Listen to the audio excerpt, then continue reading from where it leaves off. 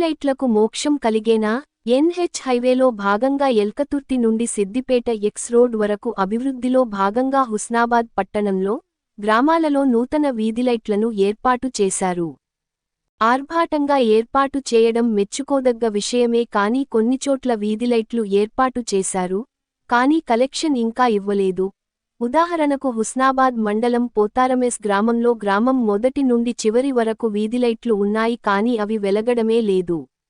దీంతో రాత్రి వేళల్లో ప్రయాణికులు బాటసారులు ఇక్కట్లు చాలా ఎదుర్కొంటున్నామని, దీనమైన అవస్థలు ఉంటూ, ప్రమాదాల బారిన పడుతున్నామని ఆవేదన వ్యక్తం చేస్తున్నారు. ఇప్పటికైనా అధికారులు, కాంట్రాక్టర్లు గానీ స్పందించి సత్వరముగా వీధిలైట్లు వెలిగేలా ఏర్పాట్లు చేయాలని గ్రామస్తులు కోరుచున్నారు. వీధిలైట్లు ఏర్పాటు చేయడం ఒక పని అయితే అవి వెలగడం మరిచిపోవడం శోచనీయంగా మారింది. వెంటనే అధికారులు పట్టించుకుని వీధిలైట్లు వెలిగేలా గ్రామ అంధకారం పోయేలా తగు చర్యలు తీసుకోవాలని పలువురు విజ్ఞప్తి చేస్తున్నారు.